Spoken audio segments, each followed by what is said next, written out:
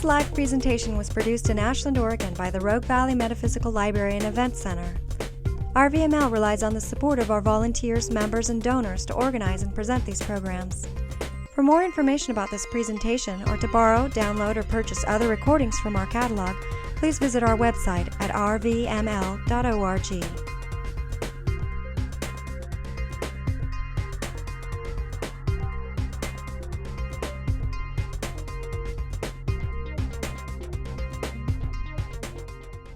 Yeah, my name is Art Campbell. I've been in UFOs on and off 50 years. So I can go back and I met some of the early contactees, Adamski and Keyhole, of course, was an early guy I met and worked with in doing some investigation in the Kansas City area, Donald Keyhole. And I decided to kind of get out of the whole thing about 1959 when I signed my first teaching contract. I thought it would be prudent. And about 30 years later, I got back into it after seeing a display down in the mall. And I'm not sure whether that was a good decision or not, but it certainly has been interesting. About 1994 or so, we were coming back from the East Coast. My wife and I said, I want to visit one of those UFO site things before I leave this world. Let's see if we go through Mexico and can't find one of them. So I thought, well, I'll just stay out around the barn here and turn left and so forth. And it was a little more complicated than that. I had to call the guy who was an owner, and he's going to be, TV crew is going into the Roswell site. We're going to be out there at the gate at 1 o'clock tomorrow. If you want to join us, fine. That meant I had to spend one more night in Roswell and one more day on the road. So I asked a guy at the Enigma Museum, that's now closed, any place else? Well, he said, this guy's supposed to be out on a plane to St. Augustine, but he said, not many people have been over there. I said, I do have a landowner. I can give you his name. Fine. Well, that's okay with me. So I called the guy, and he said, well, we're going to work cattle in the morning. If you get up here before 8 o'clock, we'll tell you what we know. Something happened out here, and I'll give you a little map. Well, it was the day the daylight saving times changed. I wasn't sure whether he was talking about the 8 o'clock. I knew, or the one that was coming up. So we guessed right, and after speeding through, going over to Socorro, spending the night, and then going up another 60 miles, going through all kinds of, good thing it wasn't a speed trap there. I was going 80 miles an hour and 20 miles zone up there at 4 a.m. trying to down a cup of cold coffee and a sweet roll. That was our breakfast. And we got there, we had breakfast waiting for us. It was a great experience. But anyhow, one of the best books that I'd recommend, there's 2 or 3 books that if you're into UFOs, you can start with. Now, you may not want to go any further, but it just goes off and off and off and off and off. And I kind of stay with the physical material thing. Most of my friends aren't convinced that they're here yet. So I work on that angle. Yes, there's something here. We have some material. We've done some investigations. And although I read a lot of other material, I still kind of want to work with the physical craft aspect of things.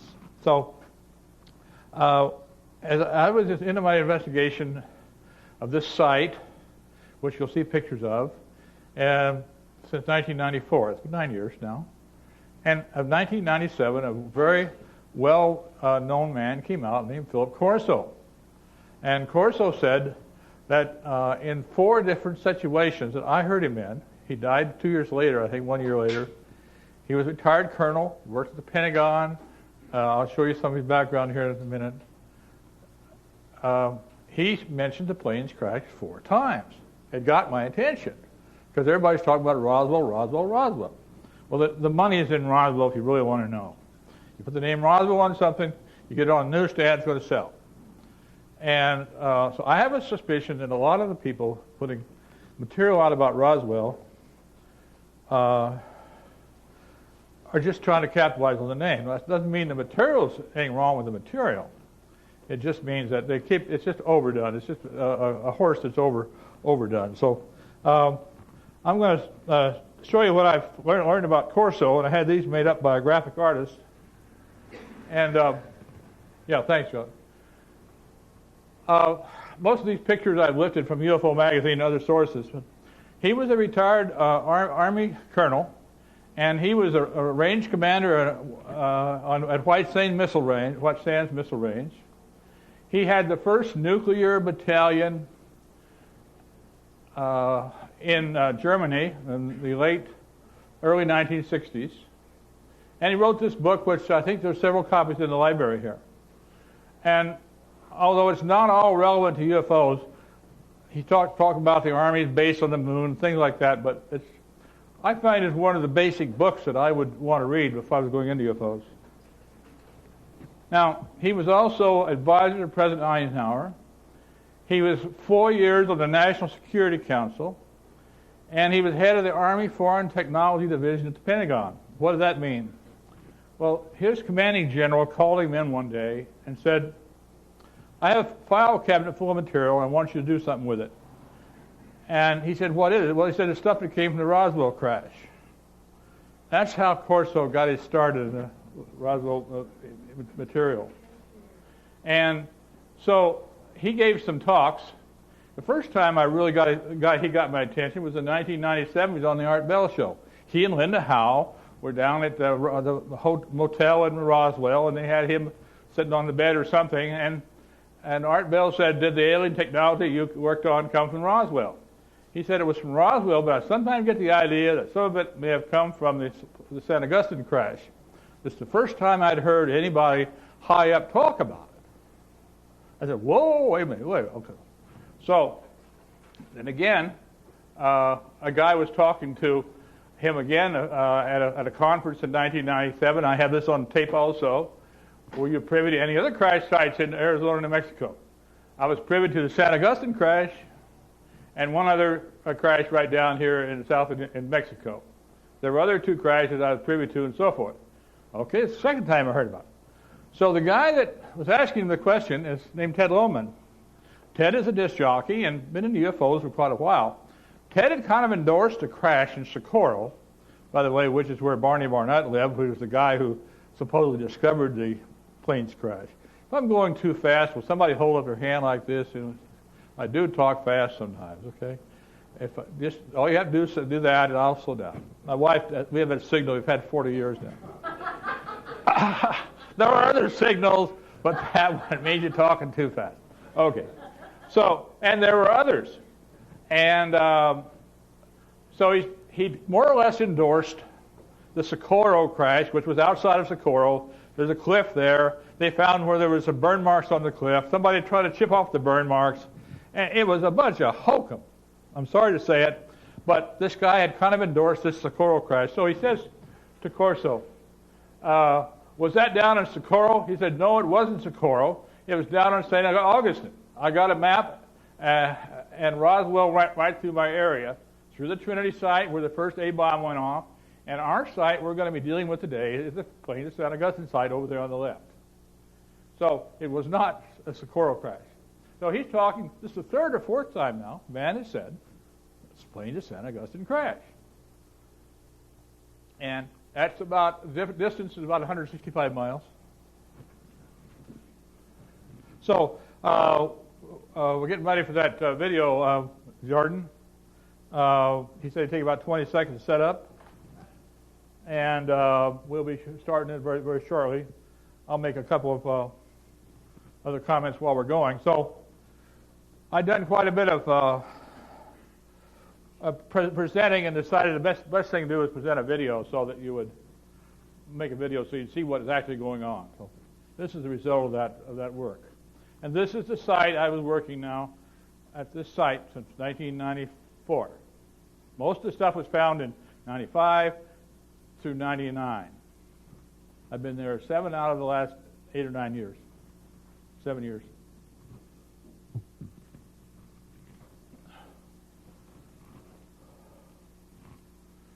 Do you have a start? There's a start place. A red start tape come up right there. There you go. Got it. We're getting ready to revise this video, and it got 3 nominations at the Laughlin Film Festival a couple years ago.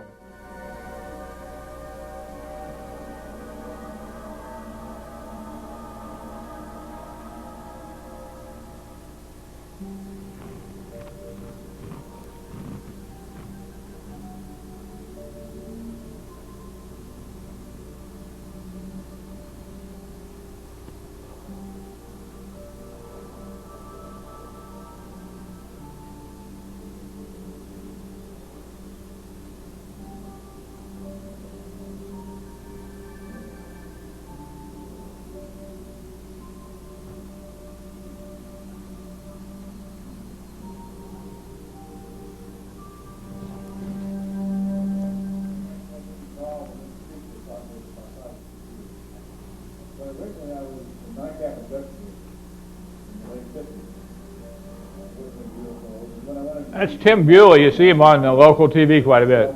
Channel 30, cable access. So I've been involved in interested UFOs about 40 years now.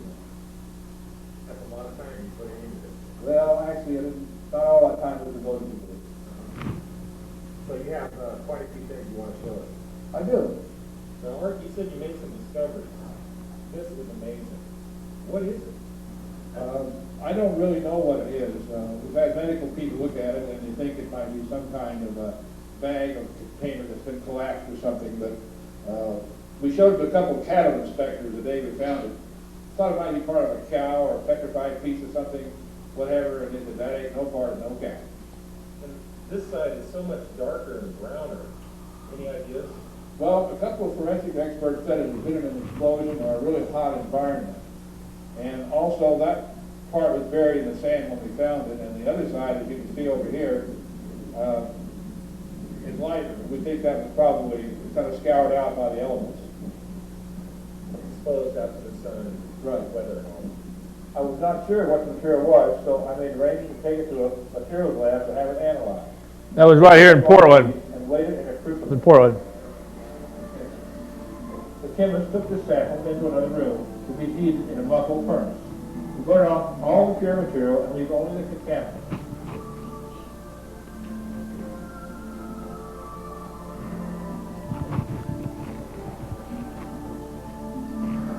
Sounds okay. The frame's a little high. Can't adjust. It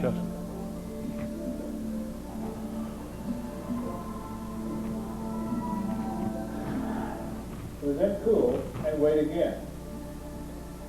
It was then sent out to another lab for infrared analysis.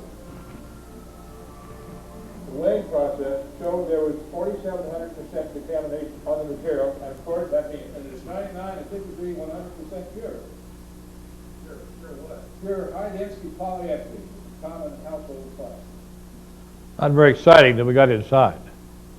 Then it got really exciting. This, there are these black spots that don't appear anywhere else. So you figured out what that is?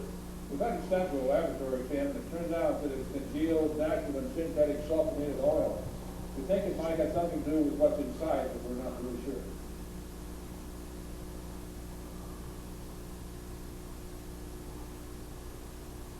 Or you had the chemical study done. What do you think this is? Well, we've had a lot of medical experts look at it, and they seem to think it's a container of some sort. It has one thing here, it might be an opening, but I'm really not sure.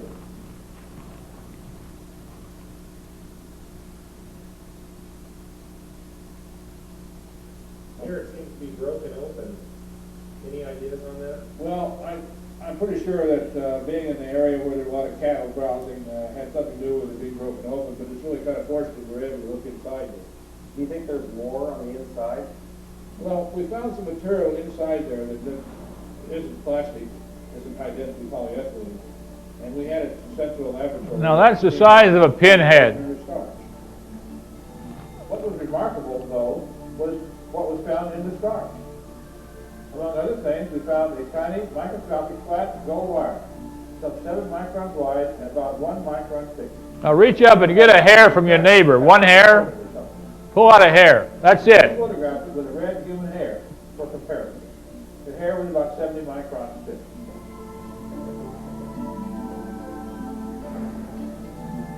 Do you think there's more on the inside? I think there's quite a bit more inside. We can see around inside there with the right kind of light. We haven't gotten in there yet. We took the starch and some other materials to a scanning electron microscope. The tiny piece of starch was a little bigger than a pinhead when analyzed. We've only analyzed one pinhead full. We located additional wire, which was copper, and magnified it to several hundred times on the screen. The copper wire seemed to be flattened and twisted, coming in and out of the starch. It is 1 to 2 microns wide.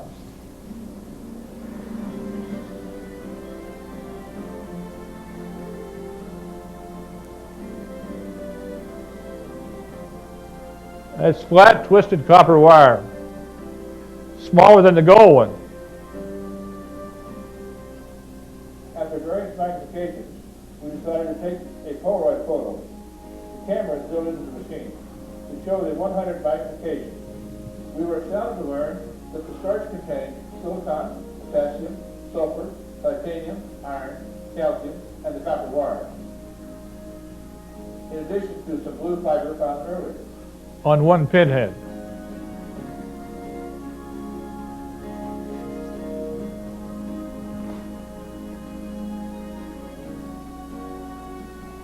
What kind of cooperation did you get from the locals who live out in the plains? Well, some of them have been down there, and I was given a square item there by a ranch wife that I got to know pretty well. We had it sent to the laboratory and had it analyzed, and it turned out to be a whole lot of silicone and zinc. Kind of reminds me of the 1940s coke bomb. I haven't sliced that in the coke chemistry. You have no idea at all what this is. We're still working on it. You know, with all these various things that you found, you must have spent an incredible amount of time looking at the lab material. Well, I spent a lot of time in the library staff researching.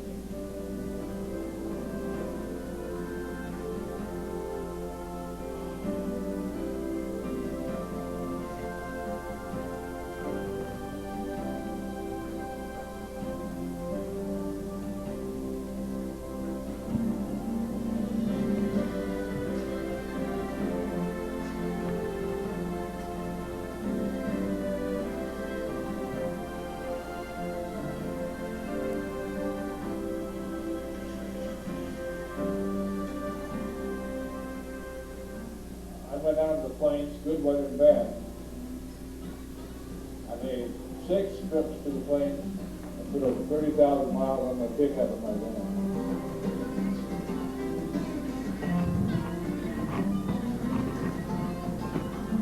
One day I almost got swallowed up by a big mud hole. I didn't think I was going to come out the other side.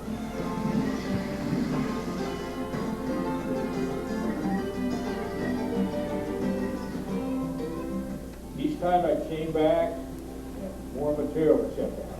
I almost never really finished that project.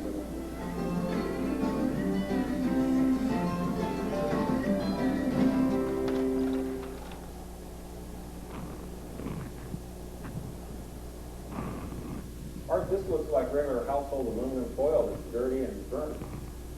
Well, that's what I saw when I picked it up, but I had Okay, piece sure. of that central laboratory. That particular one is 25% silicon, which is a very, very hard material, and about 40% iron, which is a foil that is not made in any formulation we could find. This large rock was given to us by the aluminum industry, and it's 100% silicone. And then we have a small piece right here. The small piece was one we found at the site, and it's 45% silicone. Very flexible. Silicon, I got the, not, Others are oh, baffled as to how this piece of foil could have 45% silicone in it. What percentages are in the household aluminum foil that we use? It's almost 99% pure aluminum. That's what makes it a good product. Aluminum is made by extracting aluminum from bauxite. Aluminum foil is made in 2 ways. It's cast in a molten form, or it's put in an ingot and passed between 2 compressing wells.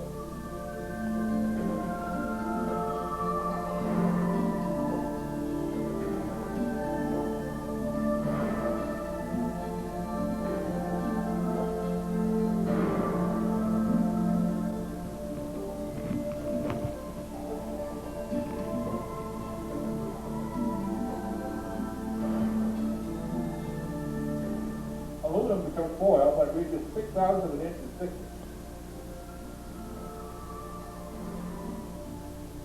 Because of its purity and lack of additives, there are only a few formulations in the world for household foil. Some of the material I found is way off of the chart. We sent 7 separate pieces of metal to the metallurgical laboratories.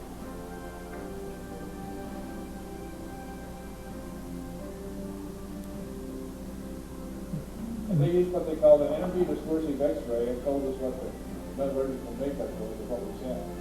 None of it matches any aluminum known on. Well, we found match no known aluminum industry materials, at least anything that's been patented in the last 60 years.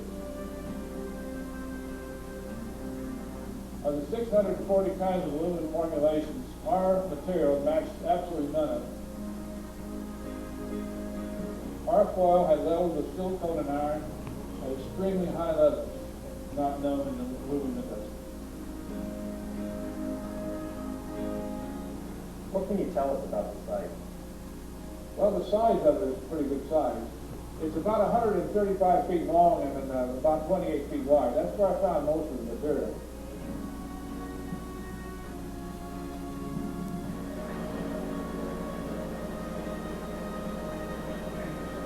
We flew over a few years ago and we marked it with aerial flagging tape so we could see it from the air. How do you know the material you found didn't wash down the arroyo over the years? Well, there were two braids of the arroyo, and we found the material between the two braids. Between the two braids of the arroyo, where water runs occasionally, it was about an 18-inch rise. And it was pretty obvious that water doesn't run uphill. So there had been no water in the area where we found our material. See it going uphill? Water doesn't run uphill. Did you find anything in the soil that kept the buckthrush from growing? From the aerial photograph, we could see that it looked like the end of that buckthrush had been sheared off. Just took it right off. And we had a rather detailed analysis done of the soil.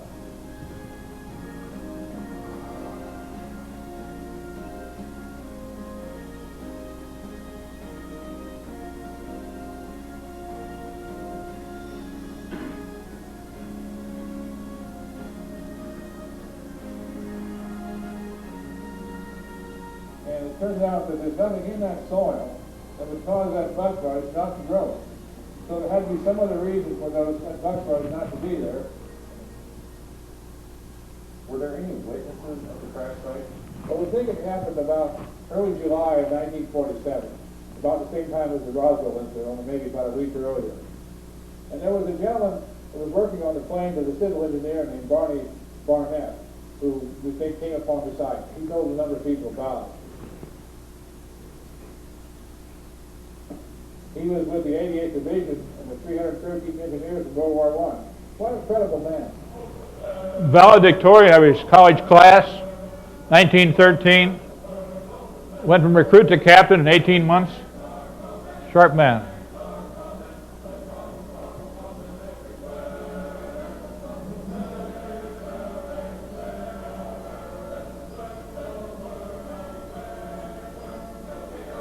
Barney served in France in the Belfort Gap in the Vosges Mountains towards the end of World War I.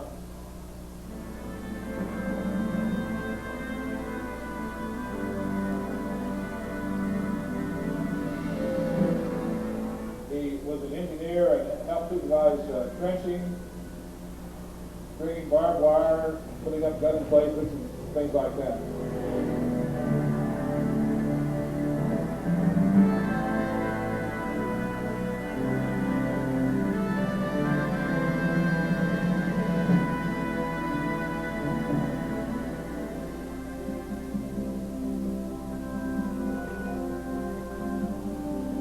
He was in the Army for about 18 months and went from recruit to captain, which was quite a feat in those days.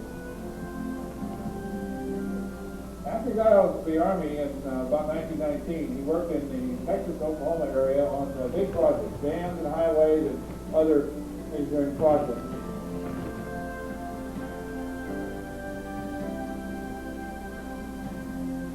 He was with the Soil Conservation Service in 1947 when he said he came upon the UFO crash on the plane to San Augustine. Is Barney Barnett still alive? Now, Barney died in 1969, but he told 7 or 8 people about what he'd seen over the years before he passed away. Barney told a man named Vern Malthus, who was a retired Air Force Master Sergeant. Malthus told UFO researchers in 1979 what Barney told him.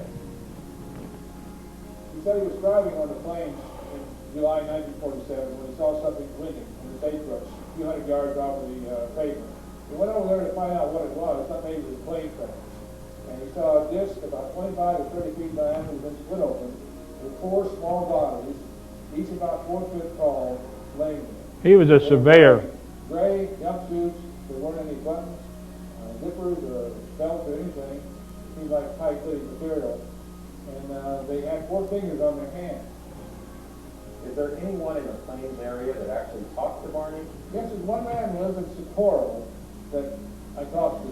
He owns a gift shop down there. And he said that he was talking to Barney about 2 months before he died, and he told him the same story. He went to talk to Barney's wife and asked him if it was real true or whether Barney was hallucinating or what. And she said, no, it really happened out there on the plains around 20 years ago. We just don't talk about that anymore. Were there any witnesses way back when this happened?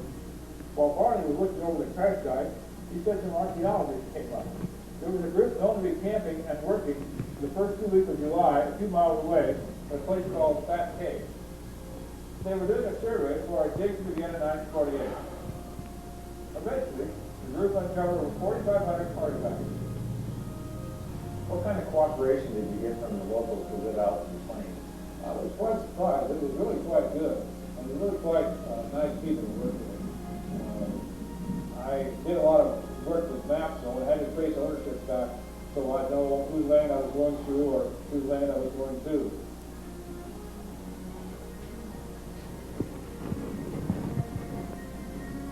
But they're pretty laid-back people, and the needs of the weather and the livestock come first. Really nice people out there.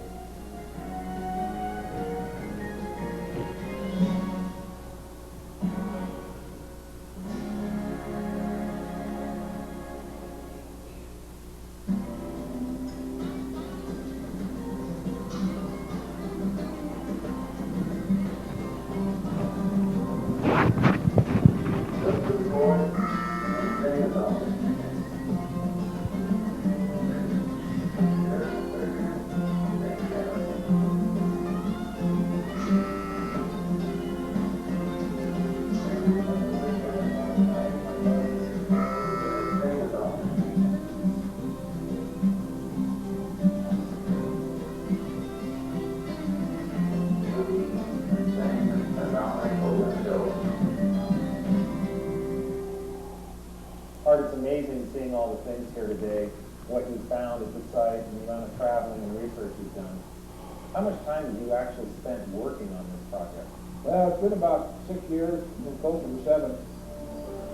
That's a rattlesnake skin I killed in the back, hanging in the back there. Big one. And then I had them transferred by a typist.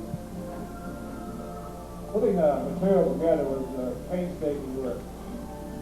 I had to get scientific material into something readable, something I could understand myself.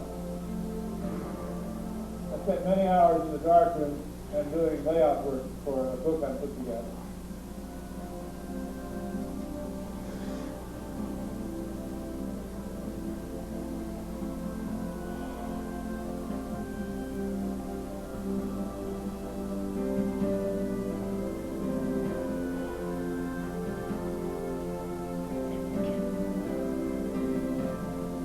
Not far from where I found the material are 27 radio telescopes, known as the BLA or Very Large Array. Each one is 235 tons, and each one is 82 feet in diameter. The project was originally funded by NASA in the early 1980s. It's now in private hands, and hundreds of scientists come from all over the world to use these telescopes each year. Art, if you could roll back the hands of time, would you change anything? No, I wouldn't. It's been a really fascinating time in my life, and I really enjoyed meeting the people and doing the research on it. It's been quite a project. Yeah, it really was. Yeah, it was fun.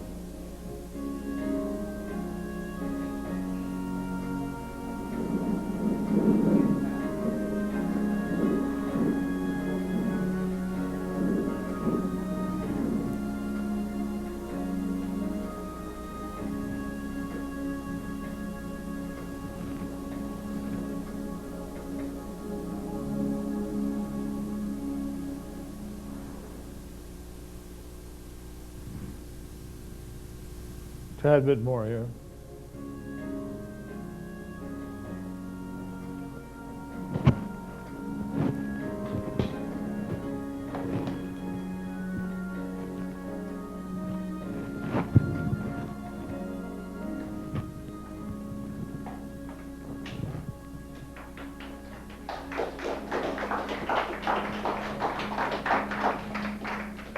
Thank you.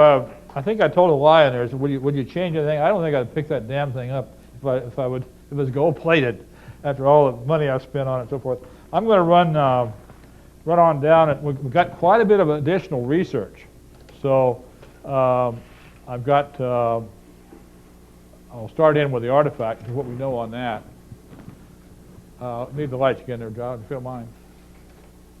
This is how it was found, and there were some beer cans nearby. And you see where it's been scoured out by the elements and then buried where it's dark brown there. What is it? I'll get into that in a little bit. Here's some different shots of it. It's a collapsed bag made of polyethylene, which is the same thing Tupperware is made out of. But it's amorphous, meaning it doesn't have a crystalline structure.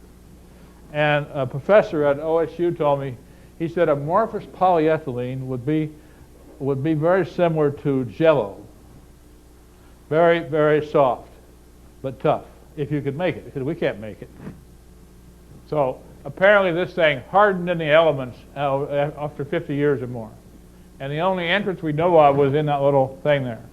And I've seen pictures similar to this in some of the UFO publications. And it's possible that this is a pump that worked, an artificial part that worked some kind of a lung-heart combination. Just possible. It's the back side of it. I sent this picture to leading UFO researchers, and at that time I did, I realized that they don't know any more than I did. And the guy sent me back and said, well, don't worry about this, Mr. Campbell. He said, you've obviously found a ceramic duck. We can see the bill, and there's an eye there, and I wouldn't pay any more attention to it. This is for the Center for UFO Studies in Chicago. I thought, well, I better start a little more investigating than this. This is part of the side that was broken off, and the part that, let's see if I have another one here. Oh, back here.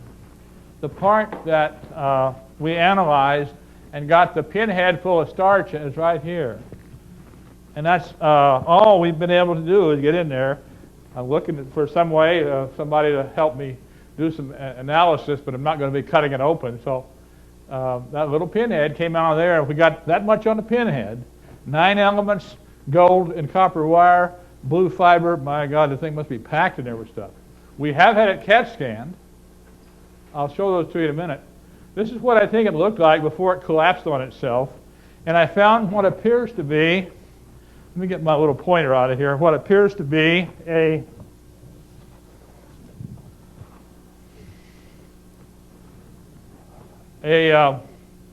stiff rod in here, which may have kept this soft material upright for whatever reason. This is part of something else. But this obviously is the way the thing looked when it was a container. There are several compartments in here, and this is a kind of a stiff, bony mass here that looks like kind of a horseshoe. That's what holds it all together. It's made like an apple tart. You gals make a circle of dough, put the apples in the center, fold it over and crimp the edges. That's kind of what this is like.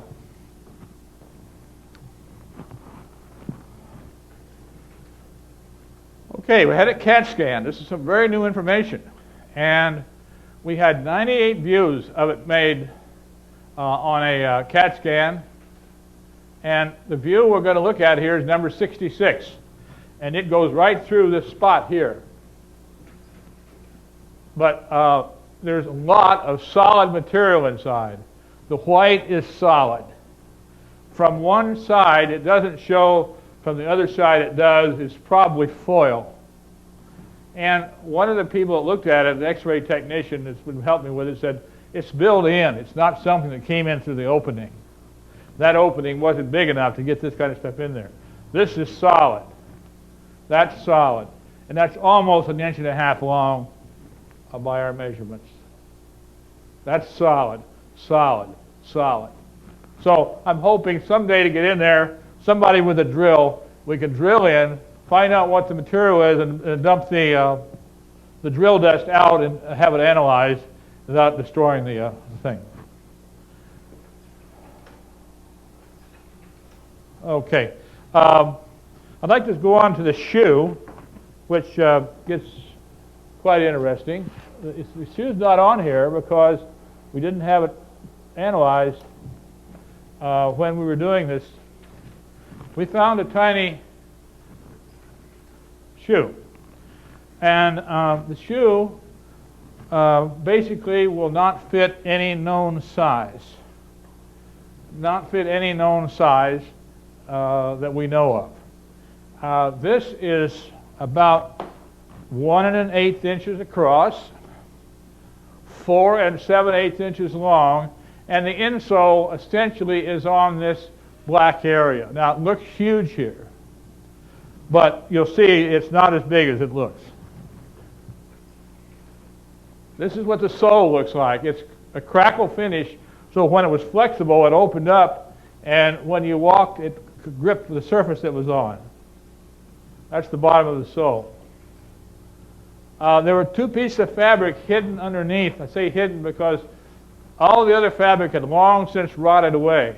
By the way, it's cotton, mixed with an unknown substance. And this outer one we think was red or maroon. Little alien with red shoes. Well, little old women, grandma from Pasadena can wear red tennis shoes. I guess our aliens can too. This is a side view of it. Now, the materials are not unknown to us. This is nylon thread.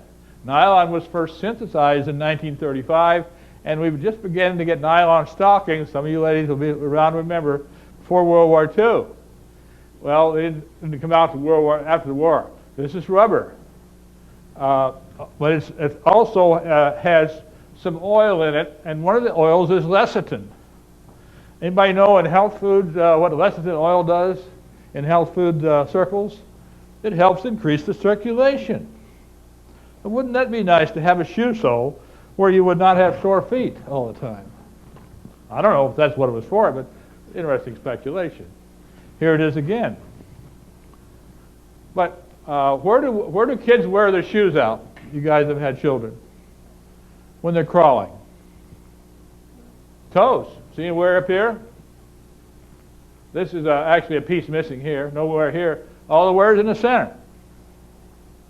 Now, if your young child climbed a ladder or was working on the foot pedal of a car or something, fine. But this material is so worn in here that there's some of that cotton material sticking through there. So I had the thing really well analyzed, and I'll have to read it to you. I don't think I may be able to get that up a little bit higher. Whoops. Did I lose my power? I think I stepped on my cord. Where are we? Here we go. Here's some of the material that we had on there. First the rubber sole. Sole made from plant pitch or oil such as lecithin. Contains a clay and calcium carbonate filler pigmented with titanium white. Titanium white was discovered in 1920, by the way. Woven cotton cloth is number 2. This is this part of the sole here, which I'll go back here. This part of the sole is a compressed cotton fiber embedded and vulcanized into the sole. So we have rubber and cotton together. Okay, now you gals and fellows have had little children. Why wouldn't you want a complicated shoe for a little child? Right, they're only in the shoes, how long maybe? 3 months? So you're not going to have a 7-layer shoe for a child who's going to wear it 3 months. Now, a lady pointed out to me, okay, these are standard basket weaves. I had a weaver tell me about this. This is a 2/1 basket weave, and this was the maroon dyed cloth. Now I found scraps of this underneath here. They didn't have all this. I had to reconstruct it. Here's a woven cotton cloth with a double warp twill. Compressed cotton fibers on number 5, vulcanized or embedded in a 6A coated with unknown material. we got known material, which is cotton, but almost every other time we look at it, it's embedded with something else. Black rubber material containing clay and carbonate filler. Urethane foam with sodium or calcium carbonate. We use this on the carpet pads, padding behind dashboards of cars and so forth. And this was a little spot here in the center, a woven cotton cloth, which was a little bit of a liner on top. Now, we didn't have these. I had to reconstruct them. So it was not a sandal. These were little things, see if I get a picture here. There it is, that held the cotton upright. You notice if you have slippers around the house that are cotton, there's a little stiff thing inside there so you can put your foot in easily. Now, I'd have the slightest idea whether this was a separate shoe or whether it was part of a pajama-like deal like children wear. We did find out, though, that this looks like it had been cut here. And when we found the sole out there, it had been cut off. But it looked like that. It may have been red. Doesn't fit anything I ever heard about in UFOs. Okay, so we decided to do some work with the sizes. Whoops, hey, that thing really needs a little fishing line on here, ready to go. Okay, so we decided to do some work with some the sizes, and I made a template. It's obviously a left shoe, and we cut out the template. I carried this around in my billfold for about a year and a half, this template. And every time I got to a Goodwill or somewhere, I'd see if I could find a shoe that size. And I did find something. But this is a shoe last sent to me by the Brown Shoe Company from St. Louis, Missouri. That's a 4D,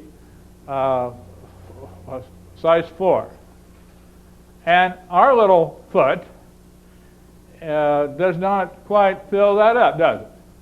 So if you were going to buy a shoe for a child who was going to grow, you'd want maybe what, 1/4 of an inch, a little more, 3/8 of an inch up here, so in 3 months the child, his foot would be up here and you get another pair of shoes.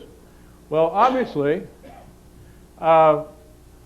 this would not, the child's shoe that foot would not fit in this sole. This is the one from the American Shoe Company. This is the one we found out on the plains. That's the little sole we took off. That's the one I found at Goodwill, and so I took this all and compared them. So this one, the pink area you see here, is the difference between the one we found in the little shoe and what a child's shoe of the same length is. Now, why wouldn't we want this white size foot to go in this pink size shoe? Anybody have ideas? It's a perfect fit. If it's a child, right? Child's going to what? They're going to grow. So you wouldn't want to have that size shoe, this white, in that pink foot, even if it was the right length, because the child's still growing. So here's the way it looked. If we had a size 3, it's a perfect length. Size 4, it still doesn't fit. So you're going to have a kid slopping around in that shoe. It doesn't fit. And it just doesn't fit. So here's the dimensions, 4 7/8 inches long, and this actually should be right in here. It's 4 1 1/8 inches. Well, if you've seen infant feet in the last 25 or 30 years, you'll remember that they are very wide in the center. They're almost like a wedge, right? And these are all the shoe companies. We wrote about 30 of them, and we heard from about 15 over the years. And here's what some of them said. It seems to have many more layers than is common, a New Hampshire manufacturer wrote. Could this shoe fit the bone structure of pygmies? That's an interesting comment. That wouldn't fit any foot they ever walked in here, and a shoe store owner said, I never saw a foot that size. If I were asked to identify this shoe in a court of law, I could not, a forensic scientist, who did, by the way, some contract work for the FBI. Some of the layers in this shoe are as fine as cobwebs, a forensic scientist. The width of the insole was too narrow to fit any foot, podiatrist.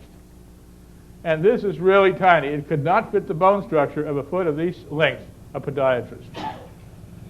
Now, I was able to get a relative's picture of a child's foot that I knew, and this is why it wouldn't fit. Now, this is the little pudgy foot of a toddler. Well, I can't very well envision aliens being 2.5 feet tall, toddling around and crawling. So I had to assume we were working with some kind of a mature foot, even if it was small. Okay? It doesn't fit. This foot is going to grow, and it's going to grow, it's going to grow, it's going to get wider, and, it just doesn't fit. Nothing we can do about it. And our Roger Lear, well, maybe you know, have been working on alien implants. Roger said, I've been in practice for 35 years now. I have never seen a child's shoe of this dimension. Certainly a shoe of 4 inches is not uncommon, but the width is 1 1/8 inches is impossible by human standards. So I have lots of slides. I'm not going to bore you with them because I want to spend a lot of time on questions. So if we can have the lights, appreciate it. I can answer lots of questions, but I think that I don't want to answer them ahead of time. Okay, we're looking at what time, Jordan? We got about what? Half an hour. It'll work fine. Is this stable enough to sit on? I hope so, because I'm going to try it. All right, got a good. Yes. I want to ask a wildly speculative question. Sure. Could it be that's a shoe technology from the future?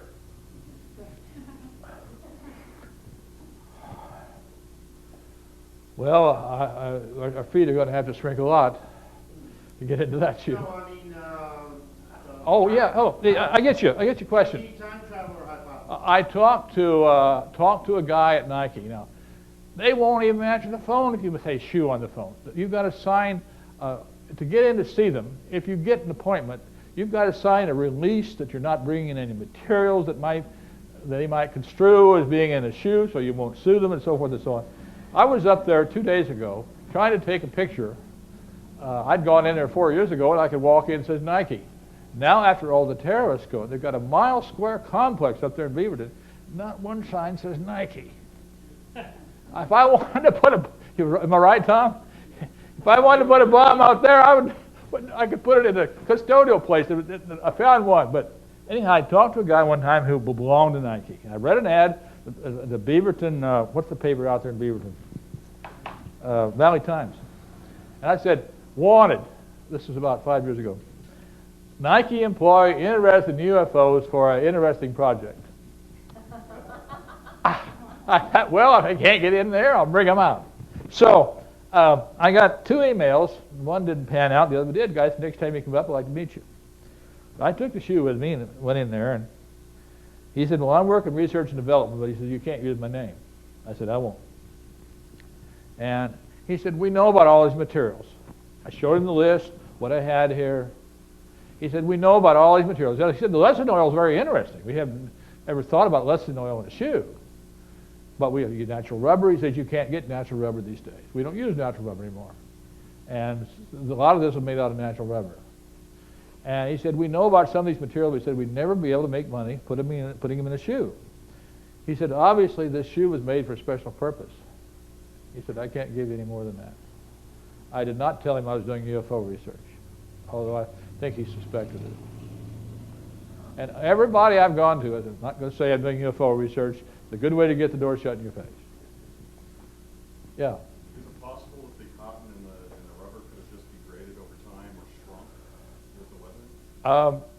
I thought of that, and there were other shoes in the area that had degraded. For instance, young boys wore leather boots, and little girls had Mary Jane shoes. And some of those kids in the area were Hispanic. They didn't get shoes until they were in 8th grade. And so the rubber never shrinks, but the leather does. I mean, I see some of them just curled up like a ball. But the cotton could have shrunk, and it might have shrunk, but it also had some nylon thread with it. It doesn't shrink. So the rubber will not necessarily shrink. It will distort and disintegrate. But the cotton could shrink if it wasn't attached to something else.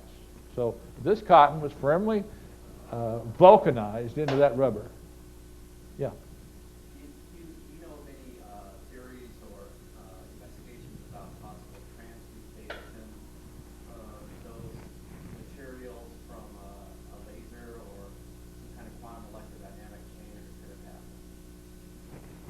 Well, I can tell you that the area where I'm working, there was a lot of things that came down that arroyo. Local people didn't have the same sense we do. They didn't have trash collection bins out front. They would put their trash away from the house because it would attract rodents. Then after that it was rusted inside, then they go dump it in the nearest waterway. First flash flood they have, there's no trash left. It's down there where I'm working. So there were 27 arroyos between Dattle and Reserve where I'm working, and this was just one of them. But can I have a repeat of your question again? I was wondering if any physicists or the idea that some kind of energy had caused a change in either the molecular structure or even an elemental change from some kind of nuclear base. I'm not qualified to look into that. It's an intriguing idea. I did find the shoe caked with dirt. And I was able, after a while, to coax it out, and I did it at a motel with my handkerchief. And out came some seeds. I thought, seeds from another planet. I got it made down. Finally got it identified as tumbleweed seed. So that was another avenue that didn't work out. But any more questions? Yes. Do you know what happened to the original crash? The Corso worked at the Pentagon. Yeah, I mean, what happened since the initial person discovered all that? Well, now, between Corso got them after they'd gone through several hands. The Army Air Force wasn't created until December of 1947. So the Army just kept them in a file cabinet, and there was a lot of rivalry in those days, inter-service rivalry. So the Army kept all this stuff in a file cabinet. When the Air Force started up, they didn't have anything.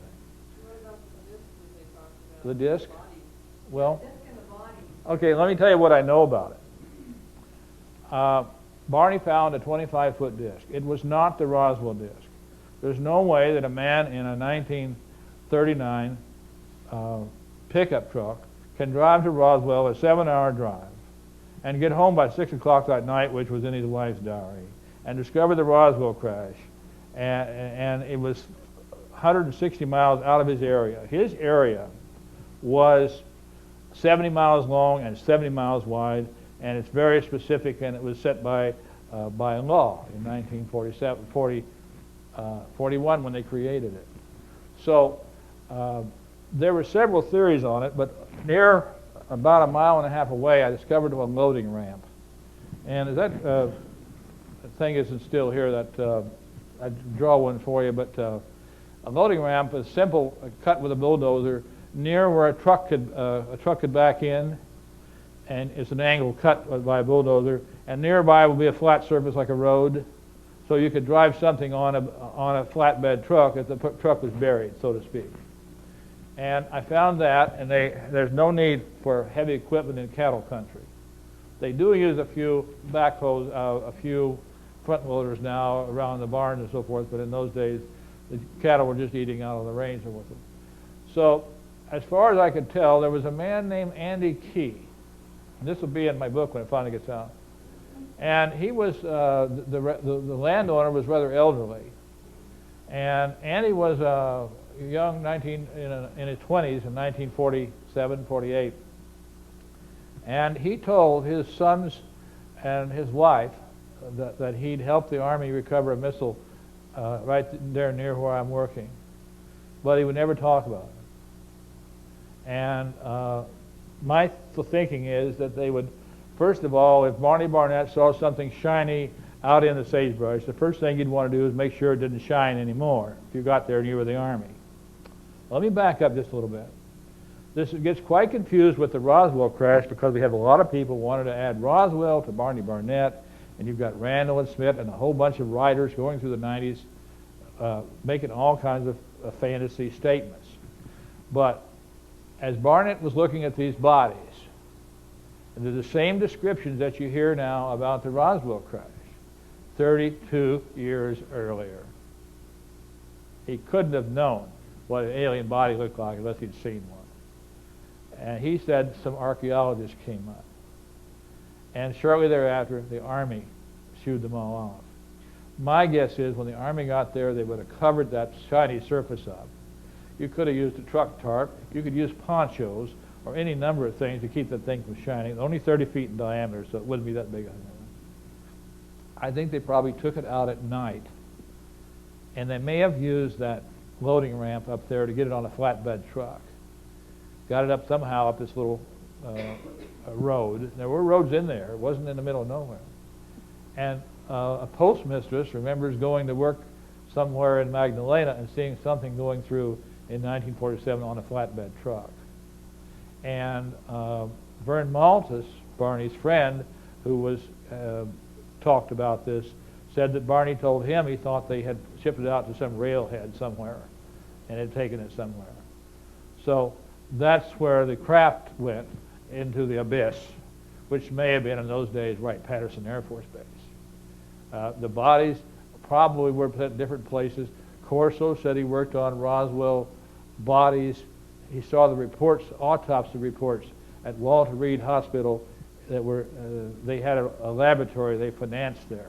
The Army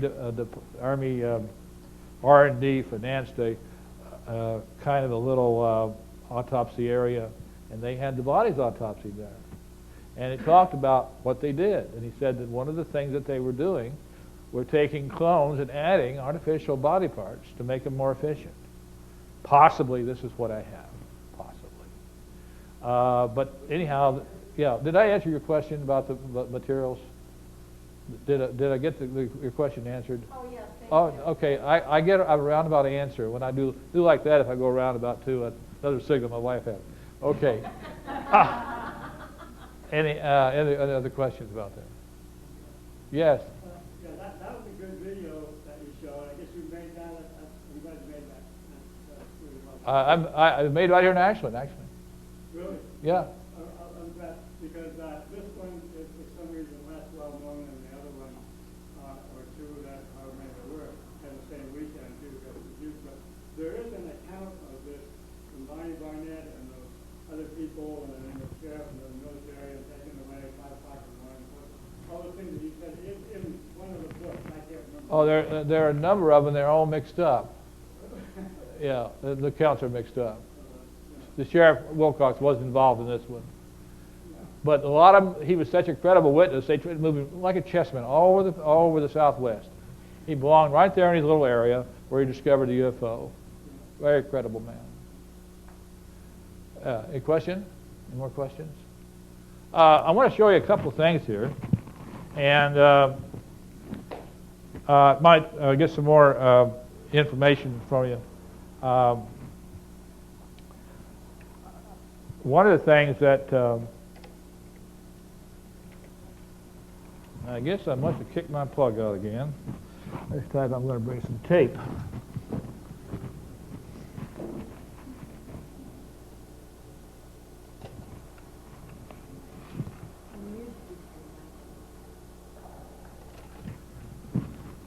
Anybody recognize this? M1 clip. Yes, M1 Garand clip. I found this at the site. One day I borrowed a metal detector from a rancher, and he said, well, why don't you use that? I said, well, there's a lot of tin cans around there. I said, I'm going to be picking up tin cans from wherever. And he said, well, take it down and see what happens. So I was sitting there in the shade one day of a big rock eating lunch, and I turned this thing on, and I walked over, and this thing, I got one of these, and then I got one of these. And then I got a big ring, and I got this.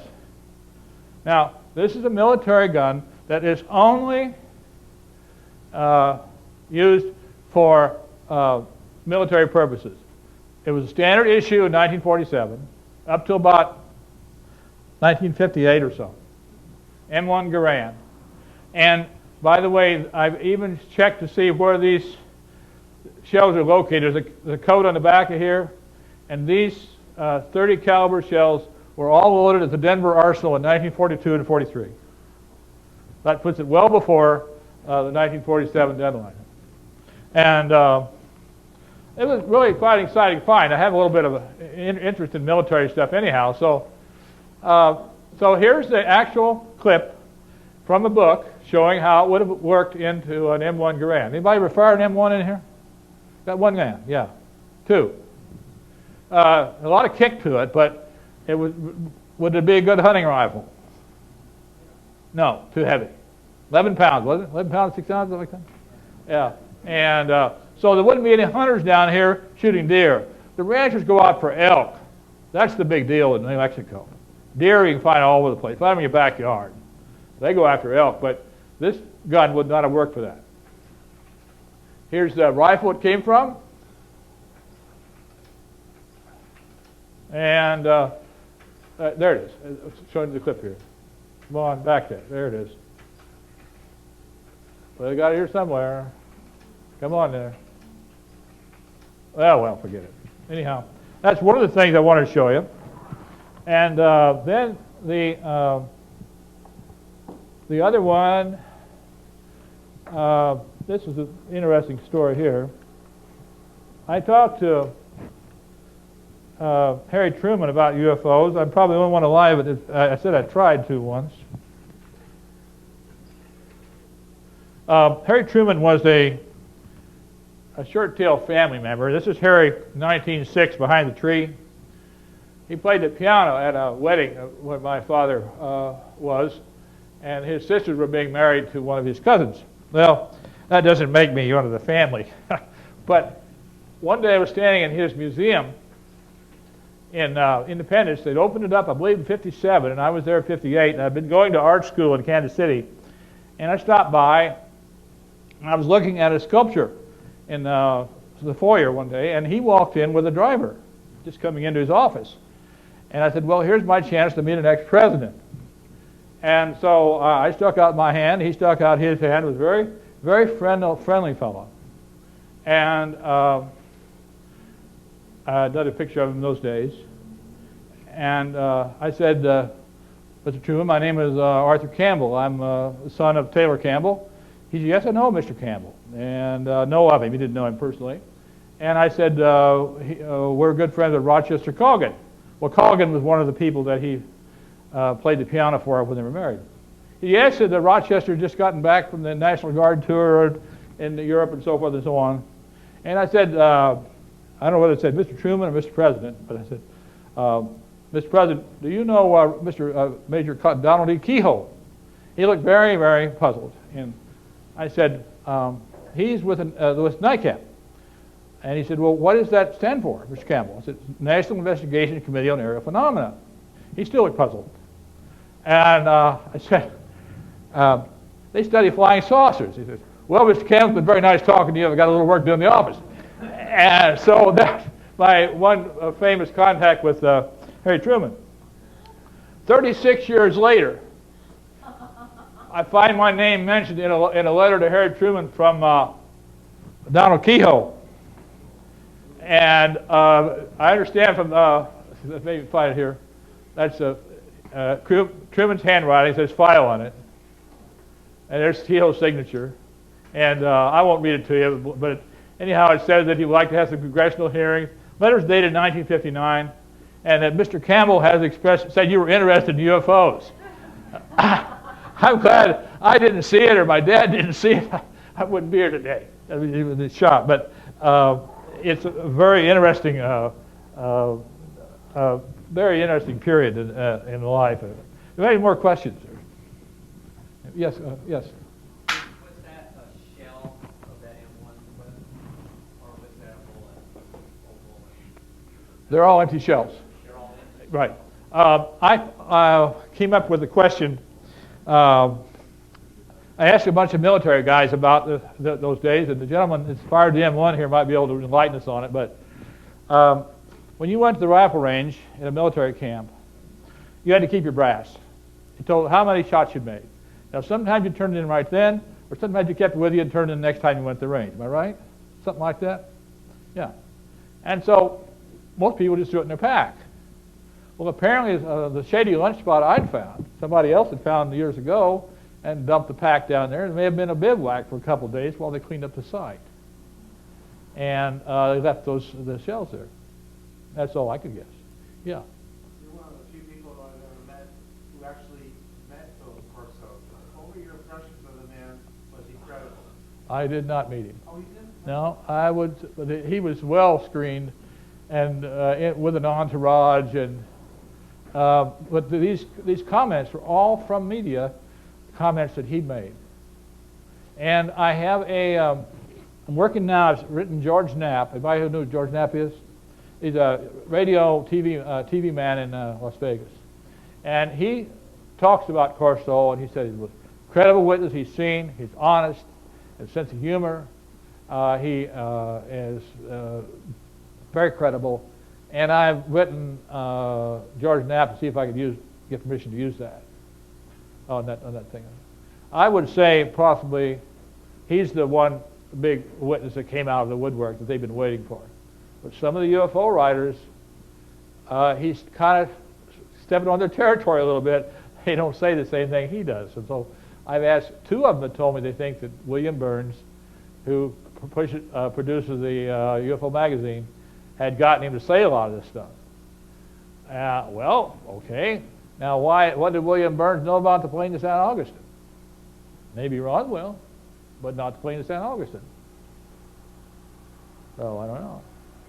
I would say he's as credible as an older person could be, and I think his general memory was excellent. Details, maybe, I don't know, but in general, was excellent. Any other questions? Thank you. Well, let's see. SEM scans, artifact, wire. We'll put it well down to the wire here. I'm going to wind up. There's no more questions. Any more up here? Thank you very much. Yeah, one more back there. Yeah, two actually. Have you ever seen a UFO? No. I was thinking of that because I've known about this one for a long time too, from reading and hearing other people, say something about it. I went up there one time myself to the plains area, but I didn't actually find them. I didn't take time to look around and find them. But, what has these artifacts that you and these other people have found that are in video and stuff, are they just things that have been picked up from the surface, or does anyone find that do excavations? Yes, both. The artifact that was the size of your hand, that might be a bag or container, picked off the surface.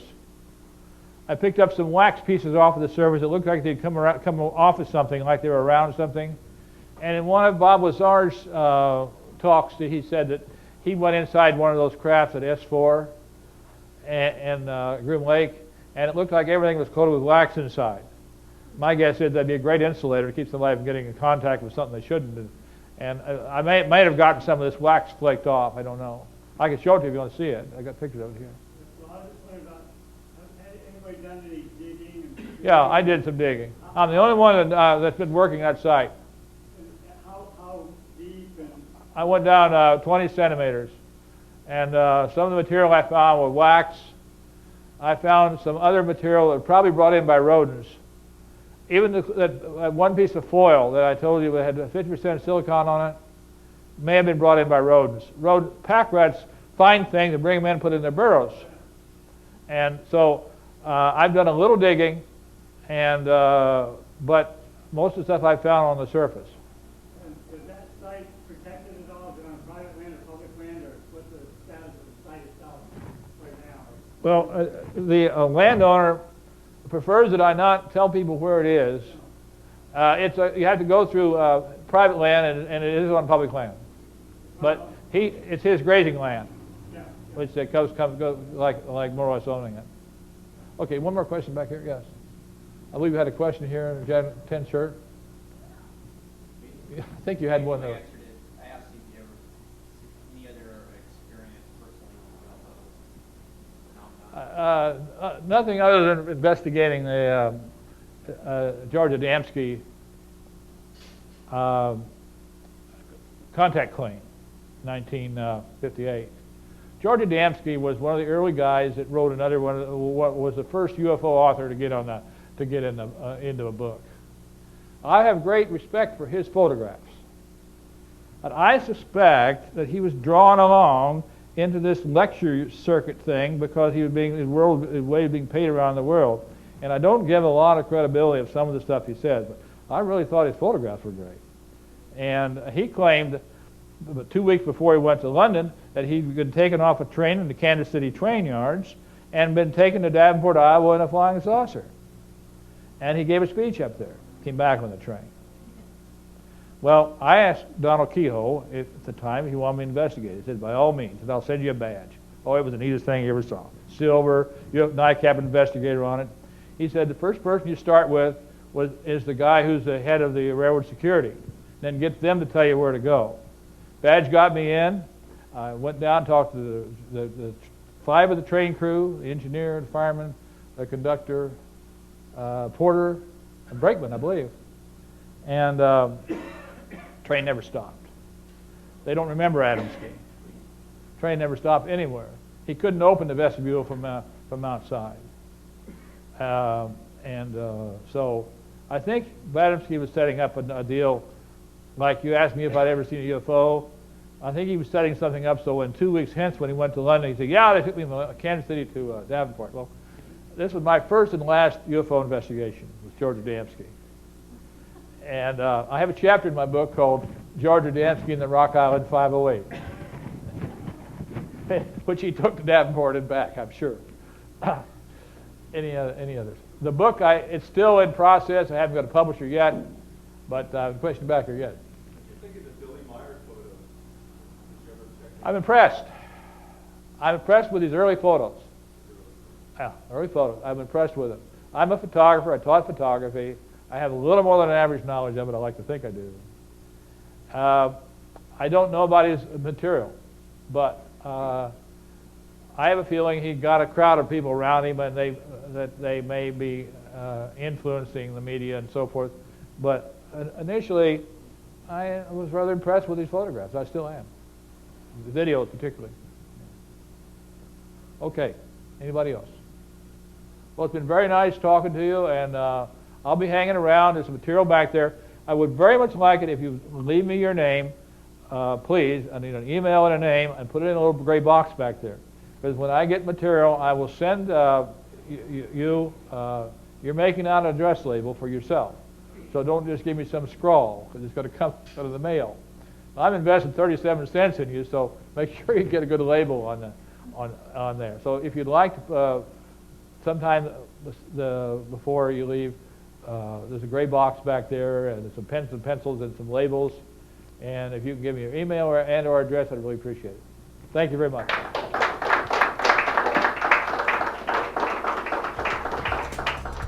RVML Resource Center is a volunteer-operated federal 501c3 tax-exempt nonprofit organization. RVML is dedicated to providing easy access to a comprehensive collection of information on a variety of metaphysical, spiritual, and personal development subjects. RVML accepts and appreciates all donations. Material and monetary contributions are fully tax-deductible. This recording is not copyrighted, and permission is granted to broadcast, exhibit, or duplicate all or part of this program for non-commercial educational purposes. This live presentation was organized and presented by the Rogue Valley Metaphysical Library and Event Center. For more information, please visit rvml.org.